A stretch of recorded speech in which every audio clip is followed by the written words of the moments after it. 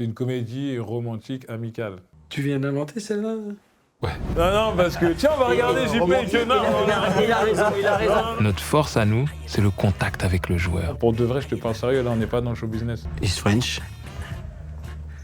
Oui, French. Cette success story à la française.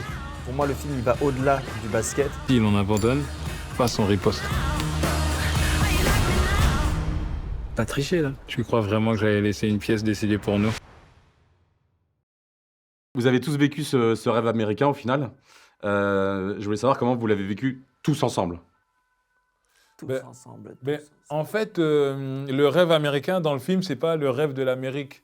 En plus, au vu de la situation géopolitique actuelle, avec le bon vieux Donald, nous, notre film, en fait, il parle de, quand on dit rêver américain, c'est rêver grand, rêver de l'impossible. Et c'est vrai que le rêve américain, dans ce sens-là, je l'ai vécu parce que interpréter le rôle de Bouna Ndiaye, c'est mon grand frère, mon gars sûr, c'était une opportunité, une bénédiction, parce que raconter cette histoire-là, en fait, cette success story à la française, avec deux personnages comme Jérémy et Bouna, Jérémy qui est ch'ti, Bouna qui vient de Grigny, et qui accède à ce rêve qui est presque impossible, quoi, tu vois, de devenir les meilleurs agents de la NBA. Ils n'aiment pas qu'on dise ça, mais c'est la vérité, c'est les meilleurs agents de la NBA, parce qu'aujourd'hui, ils ont Victor Wembanyama. Et ben, quand on m'a envoyé ce scénario-là, pour moi, c'était une bénédiction, c'était une joie, parce que c'est tout ce que je défends. Souvent, ce que je dis à mes enfants, c'est que la vraie réussite, c'est pas d'être multimillionnaire, d'avoir une grosse voiture ou d'être riche. Ce que je dis à mes enfants, pour de vrai, je te parle sérieux, là, on n'est pas dans le show business. Là, je leur dis, la vraie réussite, c'est d'être quelqu'un de bien. Et ben, je trouve qu'ils sont la parfaite illustration de ça. Parce que quand on parle du monde des agents, eh ben souvent on pense à des coups de travers, des coups de Trafalgar, des vengeances, des trucs comme ça. Eux, du début du film à la fin du film, ils ont gardé leurs valeurs. Alors qu'ils ont traversé des tempêtes, des trahisons, des trucs de fou. Et dis-toi bien que le film, là, c'est 2 heures, mais leur histoire, elle a duré 30 ans. Donc ils en ont traversé des choses. Et du début à la fin, ils sont restés des gens bien. Et franchement, je tiens à remercier solennellement aujourd'hui Anthony Marciano de m'avoir fait vivre ce rêve américain. Parce que franchement, c'était une vraie bénédiction. Et de tourner aussi avec mon frère Raphaël Quenard, c'était une vraie bénédiction de côtoyer mon gars sûr Jérémy Mediana et mon grand frère Bouna Ndiaye. Ils t'ont payé beaucoup d'argent Non, moi impressionnant, je suis toujours sincère. Moi, ça vient toujours du cœur. Tu parlais avec le cœur, là. Toujours. Et justement, Anthony, comment t'es venu cette idée là de former un groupe de frérots, là, comme le dit Jean-Pascal? Ben, ça s'est fait étape par étape. À la base, je n'avais pas accès à Bouna et Jérémy, donc j'ai écrit dans mon coin cette histoire inspirée de tous les articles que j'ai pu lire sur eux, de toutes les images que j'ai pu voir d'eux. J'ai essayé de recouper les informations pour être le plus précis possible sur les faits réels de leur ascension. Et je me suis dit, j'écris ce scénario, et peut-être s'il est assez bon, ça attirera leur attention, et ils me diront, OK, allons-y. Et puis j'ai eu la chance que ce soit exactement ce qui s'est passé et qu'ils m'ont rappelé touché. Alors au début, j'ai dîné avec eux et puis je leur disais c'est incroyable parce que ça faisait 9 mois que je vivais avec eux virtuellement. Et là, je les avais là, j'avais l'impression d'avoir les personnages de mon film animés autour de moi qui parlent exactement comme dans mon film, qui interagissent exactement comme dans mon film. Et ensuite, je leur ai présenté JP et Raphaël pour qu'ils puissent s'imbiber de tout ça, surtout pas tant d'essayer de représenter au plus juste leur tic ou leur façon de se mouvoir, mais plutôt l'alchimie entre les deux. Et c'est vrai que tu nous dis hein, si on te fait chier. Ça faisait du bruit, ça m'a fait rire quand j'ai entendu le bruit. J'ai dit tiens, je vais aller au bout de ça. Tu t'en es mis sur toi par contre. C'est de l'eau, ça. T'inquiète pas, c'est la rue, la vraie, on s'en fout, t'inquiète pas. Et d'ailleurs, c'est ça qui m'intéressait, parce qu'après, une fois qu'on s'est vu avec Bouna et Jérémy, on s'est vu aussi pour qu'ils me nourrissent d'autres informations. Et j'ai demandé à les voir séparément.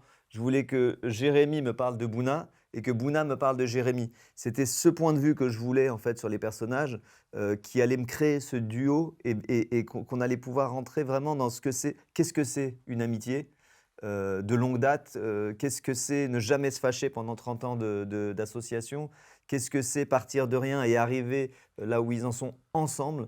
Et pour moi, c'était l'un qui devait me raconter l'autre en fait. D'accord. Et pourquoi tu as choisi Jean-Pascal et Raphaël pour incarner ces rôles?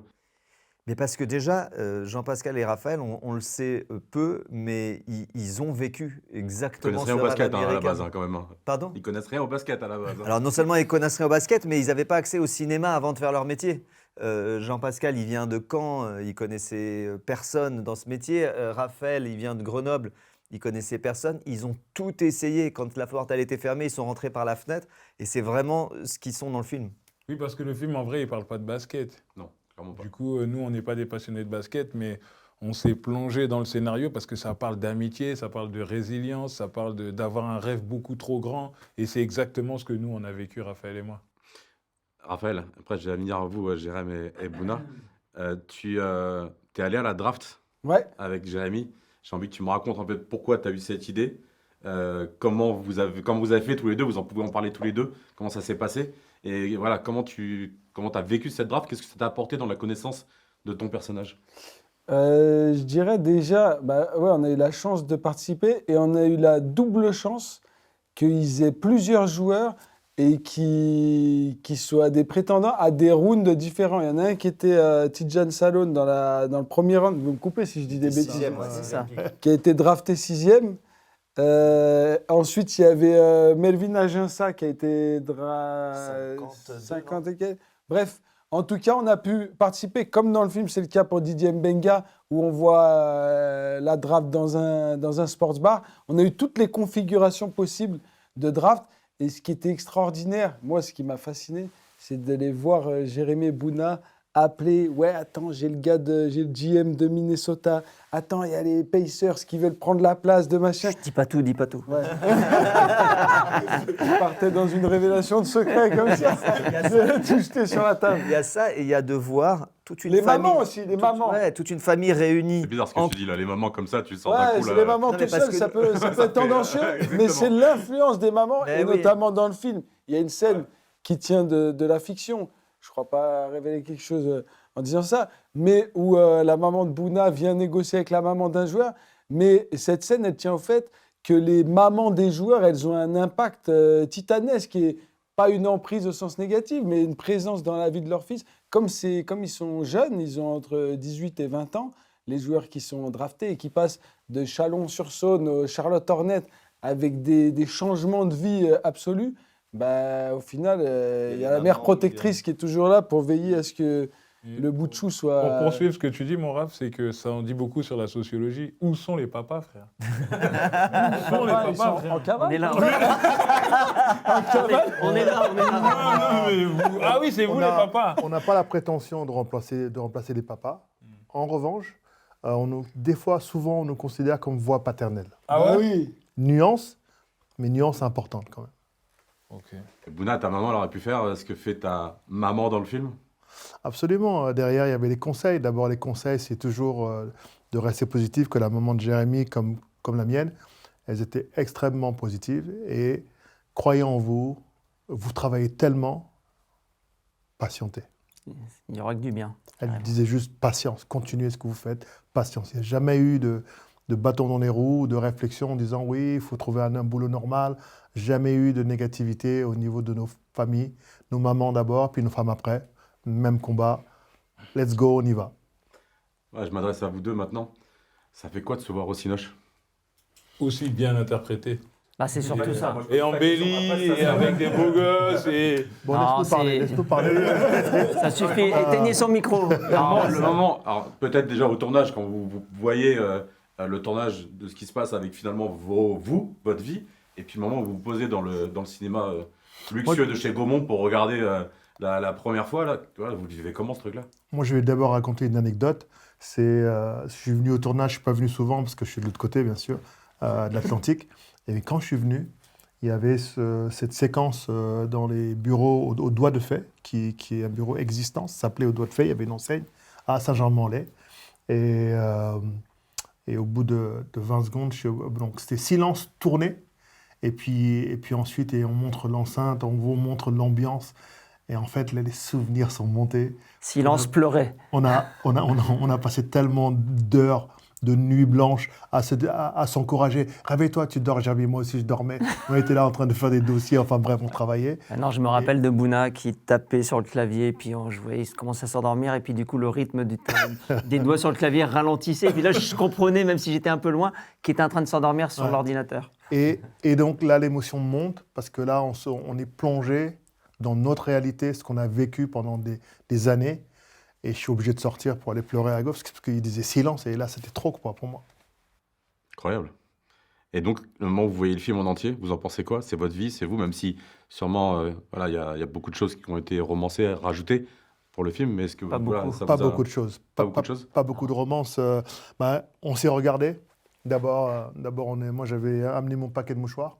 Mon gros paquet de mouchoirs. Hein. J'avais le paquet de... XXL. Ouais. Non, mais il faut aussi savoir que ces moments qu'on voit très courts dans le film, les galères, quoi, c'est pas 1 an, hein. C'est pas 6 mois, c'est pas 5 ans, c'est pas 10 ans, c'est 20 ans.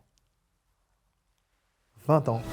Il ne calcule pas, il ne rappellera pas, on s'est fait carotter. On s'est saigné, on s'est endetté, on s'est mis dans la merde. Énerve-toi! On va s'en sortir. La combinaison infernale. Le chaud, le froid, comme un robinet. Et donc, ces 20 ans de galère sont tellement bien romancés qu'on réalise que oui, on était pugnace, oui, on était passionné, oui, on était fou.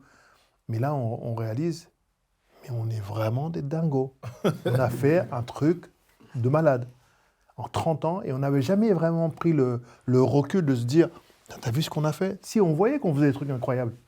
Mais là, c'était... Mais oui, on n'a jamais eu le temps de réellement apprécier. En fait, on ne prend pas ce temps parce que, voilà, déjà, on est heureux de ce qu'on fait. On se lève le matin, on vit de notre passion et on en vit même très bien. Donc, on ne peut pas se plaindre. Mieux que vous, ouais. Et en fait, ouais, quand on a vu le film, forcément, on a été bouleversés. Et c'est vrai qu'un film de notre vivant, bah, évidemment, c'est une consécration. On mentirait de dire qu'on n'est pas flatté. Pour moi, le film, il va au-delà du basket. C'est à quel point leur parcours est inspirant pour n'importe qui. Et défend des valeurs qui sont celles que j'aimerais, moi, insuffler à mes gosses. Tant ils ont mélangé leur ambition à leur ambition au niveau de leurs valeurs en amitié, dans la famille. Ils sont toujours restés droits dans leurs bottes. Ils n'ont jamais fait de procès à un joueur qui les a trahis. Ils n'ont jamais été convoiter les joueurs des autres agents. Ils ont toujours visé droit devant et je trouve que c'est des valeurs qui donnent envie de plein de choses. Quand on sort du film, on a envie de plein de choses grâce à leur parcours inspirant. C'est pour ça que Bouna a adopté les enfants de Jean-Pascal. Pour avoir une bonne éducation. C'est ce qu'il voulait. Il en rêvait. Pour revenir aussi sur ce film dans sa globalité, il y a quand même plusieurs éléments qui sont forts. D'abord, Anthony qui arrive à revenir en arrière et à faire ressortir ce que nous on ressentait, mais d'une force. Voilà, on voit l'impact de nos mamans. En fait, il a réussi à vraiment le mettre très très fort, à le retranscrire, de nos femmes. Le fait aussi de garder tous les noms authentiques. Et puis ces 2 acteurs qu'on nous présentait comme les valeurs montantes du cinéma français, quand on les regardait, oui, il y avait des questionnements, mais on a fait confiance. Il y avait des questionnements, c'était... C'est un rigolo, le mec. Quand je regarde ses films, je me suis mis sur Netflix, j'ai regardé le truc de président, là. J'ai rigolé. Non, il n'a pas rigolé, en fait. Non, j'ai rigolé. Mais non, t'as flippé. Il n'a pas rigolé. Il n'a pas rigolé. Il a flippé. Ouais. Voilà. Mais lui, il m'a fait flipper aussi, hein, parce que je croyais que c'était un psychopathe. Mais au final, déjà, ces 2 potes, on sent qu'il y a une connexion, comme Jérémy et moi, une vraie connexion. Et surtout, ils sont allés très très loin dans faire ressentir qui on est. De temps en temps, quand ils parlent, j'ai l'impression que je parle, quoi. Et je suis dedans. C'est-à-dire que c'est vraiment authentique. Il y a un truc qui ressort, enfin en tout cas qui m'a marqué dans le film, c'est finalement c'est votre amitié à vous. L'échec, c'est la clé de la réussite. T'as un optimisme, mon frère, c'est une maladie. Quand on cartonnera et qu'on deviendra des grands agents à NBA, on se dira putain, c'était mortel cette époque. Comment vous, et même vous trois en fait, la réalisation, les comédiens, comment vous arrivez finalement à mettre en scène ces deux mecs-là pour avoir la même vie, la même amitié, et bon, maintenant vous êtes frérots, comment on arrive à ça en fait, pour que finalement ça se retranscrive vraiment à l'écran? Bah, je pense que déjà, notre amitié avec Jean-Pascal, même si tel qu'on apparaît dans le film, c'est pas fidèle à ce qu'on pourrait attendre ni de Jean-Pascal ni de moi, la nature de ce qui nous lie, franchement, ça ressemble à ce qui lie Jérémy et Bouna. Mais ce qu'il faut dire, c'est que vous connaissez depuis longtemps On tous se les connaît deux. depuis- Ils sont déjà très très amis avant de faire le film. C'est pour ça que je vais te dire ça. C'est parce que, et moi, tel que je connais Jean-Pascal, pour moi, par exemple, il m'apparaît pas comme quelqu'un de marrant, de drôle et tout. C'est une figure paternelle qui ressemble qui a la force d'un chêne, du tronc du chêne. Il a une espèce de robustesse, de sagesse. Et moi, j'ai une image, Jean-Pascal, mais elle est vraiment vraie. C'est que moi, quand je suis au contact de Jean-Pascal, je me sens bien. Je me sens dans le canapé de l'absence de jugement, de la liberté suprême. Et je me sens comme au contact de ma grand-mère qui a 90 ans. Et je ressens le même détachement vis-à-vis des choses, le même recul sur l'existence.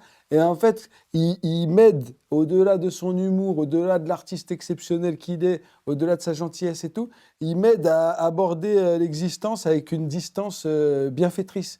Et franchement, c'est un cadeau du ciel. Et tous les deux aussi, ce qu'il y a de bien, c'est que comme on s'aime vraiment fort et vraiment c'est authentique, on peut se dire des choses désagréables, on peut sur le tournage se dire, toi, là, t'es nul, là, je te crois pas, là, on se rectifie l'un et l'autre. Et au final, c'est un peu à l'image de Bouna et Jérémy qui ont dû chacun s'entraider l'un l'autre. Et quand les doutes de l'un surgissaient et se faisaient trop forts, bah, la passion de l'autre, elle venait les compenser et les atténuer pour qu'ils continuent dans leur direction pour atteindre le Graal suprême qu'ils ont réussi à atteindre. Donc je pense qu'il y avait beaucoup de points d'accroche qui faisaient que nous, ça nous parlait notamment à ce niveau-là de l'amitié, ce scénario. Mais de toute façon, je pense que l'amitié de Jérémy et de Bouna, c'est tellement hors norme que nous, on peut qu'essayer de s'en approcher. Voilà. Parce que leur relation, elle est folle, frère. Au bout de 30 ans, pas d'embrouille, pas de trucs. Ils partent de... L'autre, c'était un ch'ti, l'autre, c'était un mec de Grigny. Ils arrivent à aller aux États-Unis. Ils font un truc tellement exceptionnel que nous, ce qu'on peut, c'est juste essayer de se rapprocher de la vérité en amenant notre humanité à nous et notre amitié à nous. Mais ce qu'eux, ils ont fait... Enfin, je sais pas si je me trompe, mais je crois que tu peux pas, frère. Même quand tu es avec eux, tu vois, là j'espère qu'il y aura des petits regards à la caméra et tout. Comment ils se regardent, ça se voit, ils s'aiment. Tu vois, quand ils sont là comme ça, tu vois, c'est vrai. Tu vois ce que je veux dire? C'est réel, c'est authentique. Donc nous, humblement, on essaye de s'en approcher. Et dans l'écriture du film, c'est vrai que le buddy movie, classiquement, c'est deux personnes qui sont pas faites pour s'entendre et qui, petit à petit, dans le film, vont apprendre à s'entendre. Et moi, je l'ai pas du tout écrit comme ça. Je l'ai écrit vraiment comme une comédie romantique, avec deux gars qui se rencontrent, qui ont un crush et qui ne se lâchent jamais. Et c'est pour ça que l'amitié a quelque chose de plus palpable, de plus profond que d'habitude quand on a l'habitude de voir deux amis à l'écran. C'est une comédie romantique amicale. Tu voulais le préciser? Oui, non, parce que tiens, on va regarder, j'ai pas été non. Il a raison de préciser. Voilà, c'est bon. Parce que Anthony n'est Je dis ça parce que je les connais. Même si je peux préciser que l'avenir est plein de surprises. On parle de comédie, donc romantique, amicale ou pas. Oui. Il y a du basket quand même. Justement, là, tu parlais de la rencontre sur le terrain. Ça, c'est l'histoire vraie. Ils se sont vraiment rencontrés sur Oui, un bien sûr. terrain. terrain à Menton. Et justement, vous vous êtes entraîné pour Oui. tenter de jouer au basket. Oui.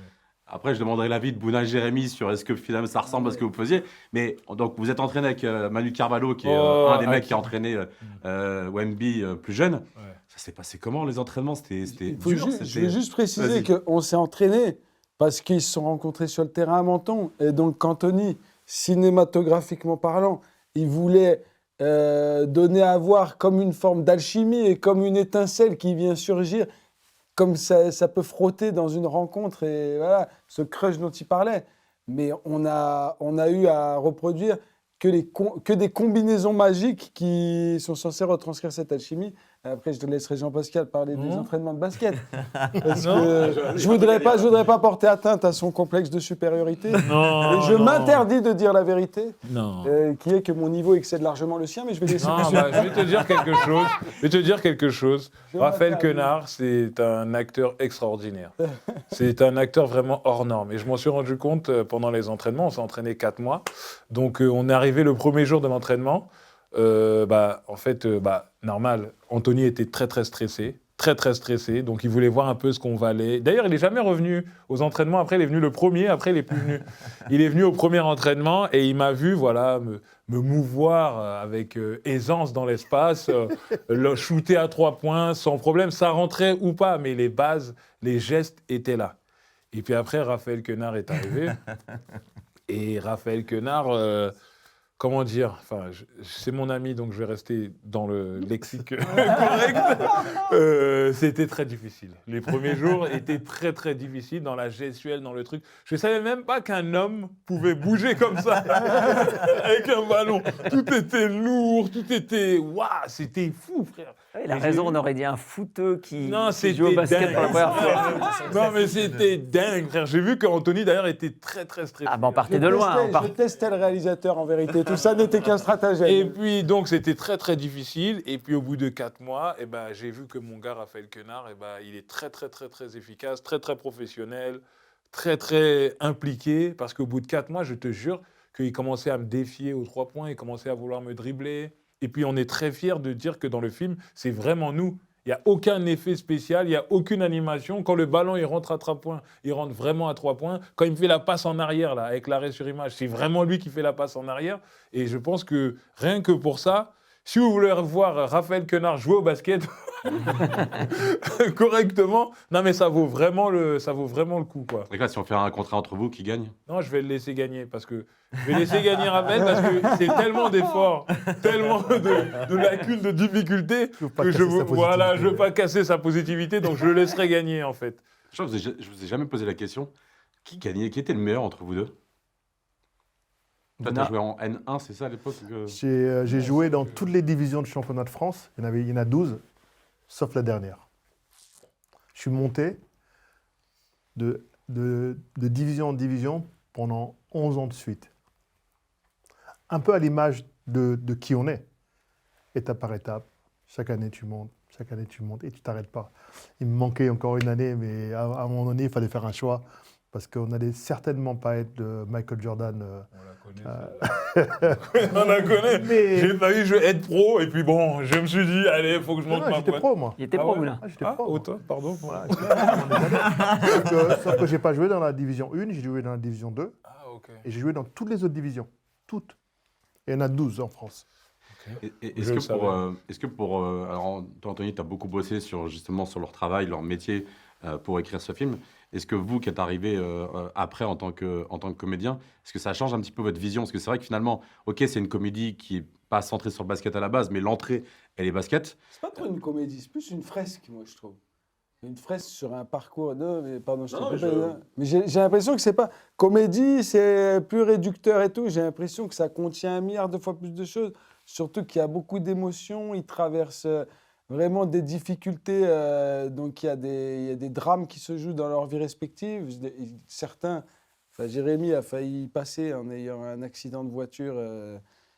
Qui aurait pu laisser des séquelles, bon, qu'on a laissé manifestement. J'étais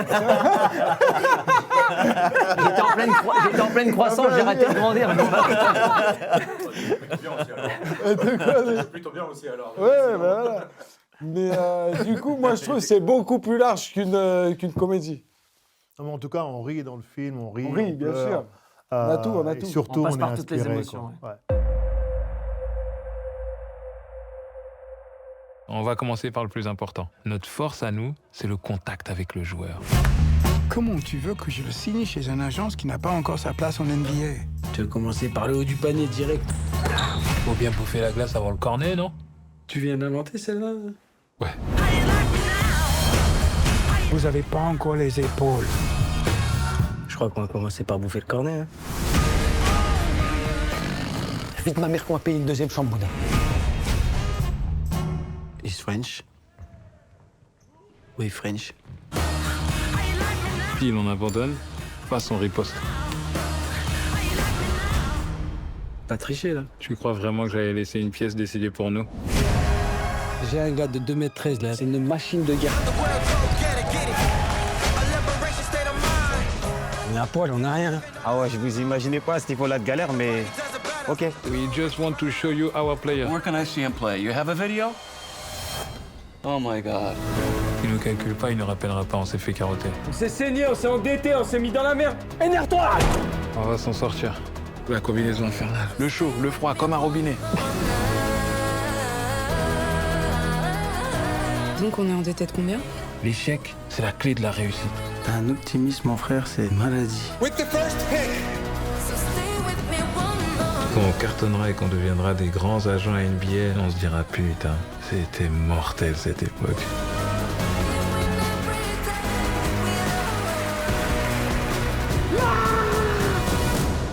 Bon, nous, ce qu'on recherche, évidemment, essentiellement deux choses. D'abord, des gens qui partagent notre passion et puis qui sont motivés.